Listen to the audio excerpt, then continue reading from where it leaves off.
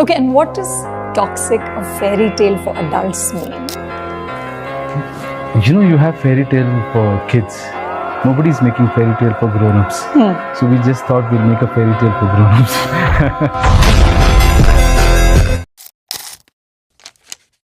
साल 2022 में इंडिया की हाईएस्ट ग्रॉसिंग मूवी थी S S. Rajamouli directed RRR, almost 1390 crore. Then साल 2023 की हाईएस्ट ग्रॉसिंग मूवी था Shahrukh Khan starrer Jawan, almost 1150 crore. And पिछले साल 2024 की हाईएस्ट ग्रॉसिंग मूवी रहा है अल्लू अर्जुन स्टारर पुष्पा 2, ऑलमोस्ट 1800 करोड़, जो कि रिसेंट टाइम पे इंडिया की सेकंड हाईएस्ट ग्रॉसिंग मूवी है। सो हमें क्लियरली नजर आ रहा है कि बॉक्स ऑफिस कलेक्शन के मामले में इंडियन सिनेमा ने पिछले 3 सालों में काफी तरक्की किया है। बिकॉज पिछले 3 सालों में इन 6 मूवीज ने बैक टू बैक 1000 करोड़ का मार्क क्रॉस किया है, जिसमें से एक मूवी 1500 करोड़ के क्लब को क्रॉस करके बहुत आगे निकल चुका है। विच मींस हर 2 साल में 1000 crore plus movie Indian cinema का एक ट्रेडमार्क बन चुका है। 2022 KGF 2 एंड RRR, 2023 जवान एंड पठान, 2024 कल्कि and Pushpa 2। But attention my dear cinema lovers, 2025 is something else. Because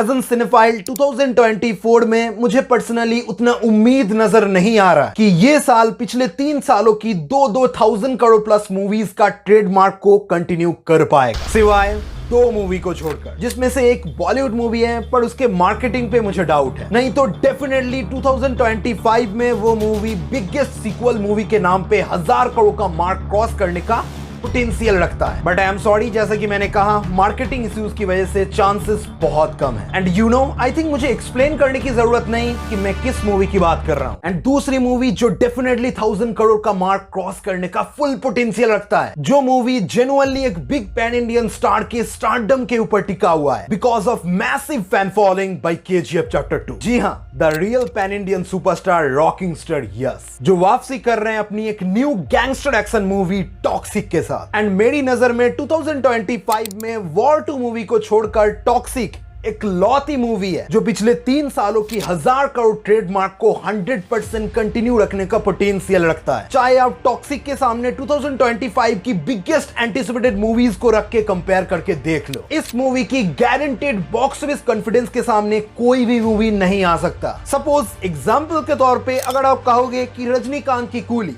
Prabhas की राजा साहब, हाउसफुल 5, इवन 2025 की most anticipated sequel Kantara chapter 1। And obviously कई सिनेमा ज्ञानियों का दावा है कि भाईजान की सिकंदर 1000 करोड़ पार कर लेगा। देखो भाई, मैं लिख कर दे सकता हूँ, सिकंदर तो क्या, इनमें से एक भी मूवी 1000 करोड़ का मार्क क्रॉस नहीं कर पाएगा। और मैं ये बात कॉन्फिडेंस के साथ कैसे कह पा रहा हूँ वो आपको समझना है तो इस वीडियो को एंड तक देखना होगा। I'm also a producer in KGF. It's not just actor. So I know what is the value of money. But money doesn't excite me. Money is a power or a fuel which you can use to go to a next destination. That's It's a it. means to an end. It's mean, and you can travel without money. Nothing happens. So you all should respect money.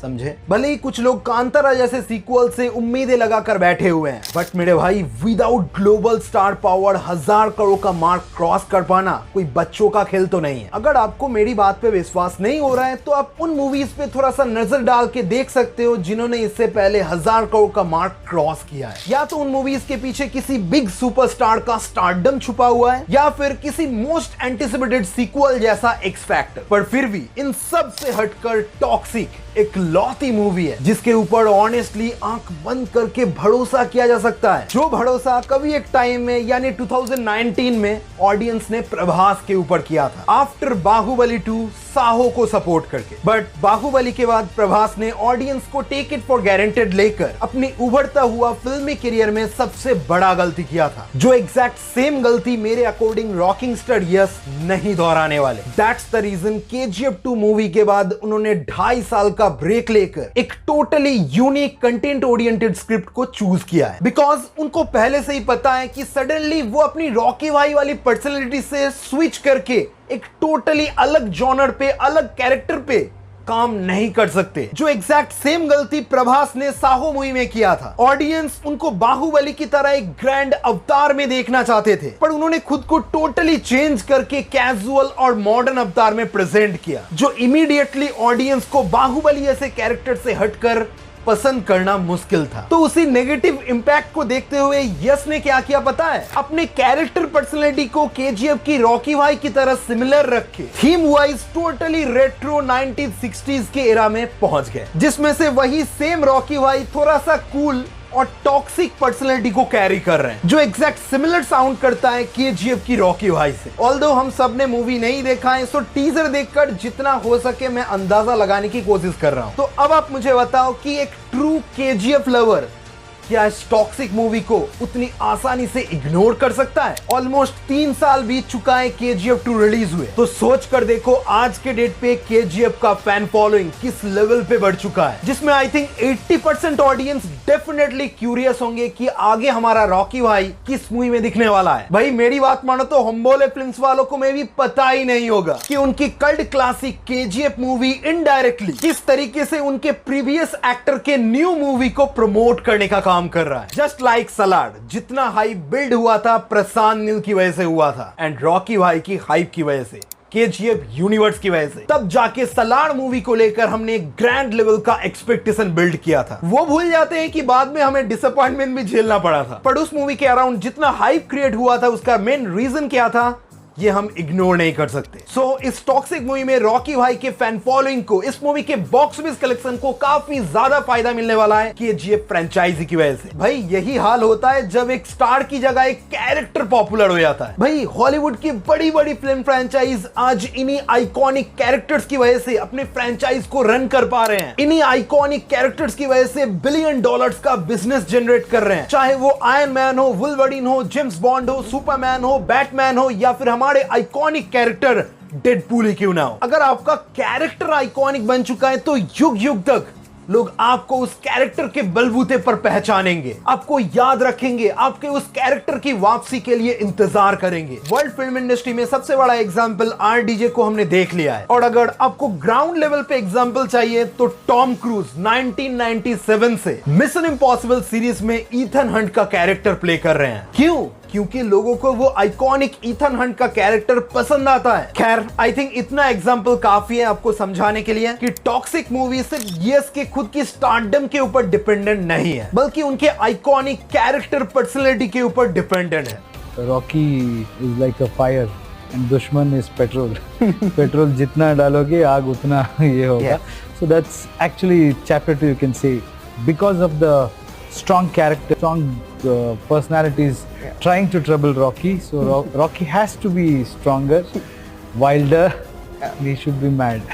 बाकी toxic movie का कहानी हमारी Indian typical movies के कहानी से बहुत हटकर होगा, इतना तो मुझे विश्वास है। बस अगर हिंदी या ग्लोबल मार्केट पे मार्केटिंग अच्छा खासा किया जाए तो मूवी 2025 की हाईएस्ट ग्रॉसिंग मूवी बनने का फुल पोटेंशियल रखता है, इंक्लूडिंग 1000 करोड़। बाकी बात किया जाए टॉक्सिक रिलेटेड कुछ एक्सक्लूसिव अपडेट्स की, तो मूवी रिसेंटली अलग अलग कंट्रीज में बैक टू बैक शूट होते हुए आगे बढ़ रहा है, वो भी साइमल्टेनियसली दो लैंग्वेजेस में, इंग्लिश एंड कन्नड़ा। जी हाँ, आपने सही सुना, English plus Kannada, because movie के डायरेक्टर हैं Geetu Mohandas. So you know toxic कोई टिपिकल साउथ इंडियन मूवी नहीं होने वाला। कई इंपॉर्टेंट प्रोजेक्ट्स को स्किप करके रॉकिंग स्टार यस ने पहले इस प्रोजेक्ट को स्टार्ट किया है। सो कुछ तो ऐसा खास है टॉक्सिक के अंदर जो हमसे छुपाया जा रहा है। इवन आपको में भी पता नहीं होगा, इंडिया की अलग अलग इंडस्ट्रीज से 15 से ज्यादा टैलेंटेड एक्टर्स को टॉक्सिक में कास्ट किया गया है। उसके ऊपर कुछ विदेशी हॉलीवुड एक्टर्स का भी नाम शामिल है। That's the reason movie Kannada के साथ इंग्लिश लैंग्वेज में इंडिया के बाहर अलग अलग देशों में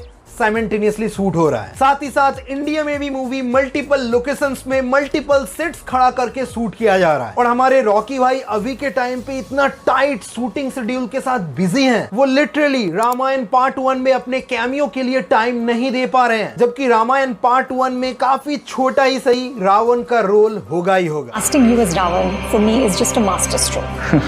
I think it's just brilliant casting. I believe this film has to have everybody from south and north.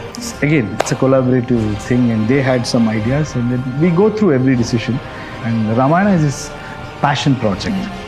And reports के अकॉर्डिंग रामायण पार्ट 1 का फिल्मिंग रैप अप हो चुका है, और बताया तो ये भी जा रहा है वो मूवी पोस्ट प्रोडक्शन में डान करते हुए बैक टू बैक मूवी का पार्ट 2 भी शूट होने वाला है। आई थिंक टॉक्सिक का शूटिंग रैप अप होने के बाद ही रामायण पार्ट 2 का शूटिंग स्टार्ट हो जाएगा। सो ऐसे ही कुछ सिचुएशंस हैं रॉकी भाई की अपकमिंग मूवीज को लेकर, स्पेशली टॉक्सिक। आपको इन सब के बारे में क्या कहना है, क्या विचार रखते हो, क्या आप कहना चाहते हो कि 1000 करोड़ टॉक्सिक कमा लेगा? आप जो भी कहना चाहते हो कमेंट पे कहो, ठीक है? और सब्सक्राइब, लाइक आपके हाथ में है, मैं कुछ नहीं कर सकता।